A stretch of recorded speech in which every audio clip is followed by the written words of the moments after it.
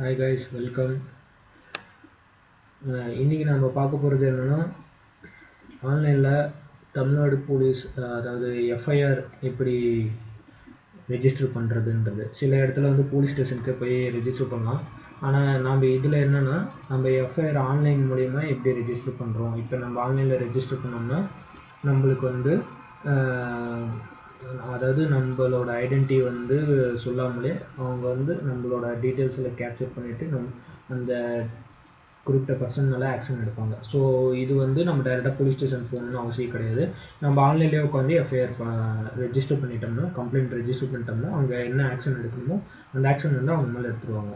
So இது வந்து நம்ம தவறான முறையில் இது நம்ம யூஸ் பண்ணோம்னா நம்ம மேலே ஆக்ஷன் எடுப்பாங்க. ஸோ இது வந்து கரெக்டான டீட்டெயில்ஸ், கரெக்டான ப்ராப்ளம் இருந்தால் மட்டும் இது ஆன்லைனில் வந்து எஃப்ஐஆர் எதுங்கிறத கொடுங்க.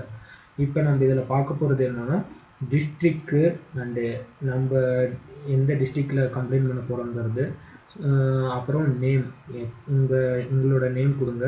அப்புறம் சப்ஜெக்டில் பார்த்தீங்கன்னா என்னென்ன ஃபுல் கம்ப்ளைண்ட்ஸ் எதை பற்றி, ரேகிங்கு பண்ணுறது, திருட்டு பண்ணுறது, அல்ல இந்த மாதிரி ரேப்பு, நிறைய ப்ராப்ளம்ஸ் எல்லாத்துக்குமே ஒரு லிஸ்ட்டு போட்டிருக்காங்க. ஸோ அதை சப்ஜெக்டில் இருக்க நீங்கள் என்ன ப்ராப்ளமோ அதுக்கு செலக்ட் பண்ணிக்கோங்க. அப்புறம் நீங்கள் உங்களோட ஜெண்டரை செலக்ட் பண்ணிக்கோங்க. எந்த எந்த எந்த நாளைக்கு வந்து இது நடந்தது அப்படின்றது வந்து உங்கள் டேட்டு, இயர் எல்லாமே மென்ஷன் பண்ணிக்கோங்க. ஸோ அட்ரஸ் வந்து உங்கள் அட்ரஸ் கொடுங்க. அந்த எந்த இடத்துல நடந்ததுங்கிறத வந்து இந்த பக்கம் பிளேஸ் ஆஃப் டாக்குமெண்ட்ஸ்ன்னு இருக்குது பார்த்தீங்களா, அங்கே கொடுத்துருங்க. மொபைல் நம்பர் அண்ட் என்ன ப்ராப்ளம் இது எல்லாமே டிஸ்கிரிப்ஷனில் மென்ஷன் பண்ணிவிடுங்க. உங்களோட இமெயில் அட்ரஸ் அண்டு கீழே பார்த்தீங்கன்னா செக்யூரிட்டி கோடுன்னு ஒன்று இருக்கும். ஸோ செக்யூரிட்டி கோடில் அவங்க அந்த என்ன நம்பர் கொடுத்துருக்காங்களோ அந்த நம்பர் வந்து நீங்கள் கொடுத்துருங்க. உங்களுக்கு ஏதாவது பிடிஎஃப் இந்த மாதிரி அட்டாச்மெண்ட் இமேஜ் இந்த மாதிரி யாராவது ஒருத்தரோட சந்தேகம் இந்த மாதிரி இது இமேஜஸ்லாம் இருந்துச்சுன்னா அங்கே பாருங்கள், கீழே want to attach the document அப்படின்னு இருக்குங்களா, அங்கே எஸ்ன்னு கொடுத்தீங்கன்னா இன்சர்ட் பண்ணுற ஆப்ஷன் வரும். ஸோ இது கொடுத்துட்டு கீழே ரெஜிஸ்டர் பட்டன் இருக்குது பார்த்தீங்களா, அதை கொடுத்துட்டிங்கன்னா வேலை முடிஞ்சுது. ஸோ இங்கே என்னென்னா நீங்கள் கொடுக்குற டீட்டெயில்ஸ் வந்து கரெக்டான டீட்டெயில்ஸாக இருக்கணும். ஸோ இது வந்து டைரெக்டாக போலீஸ்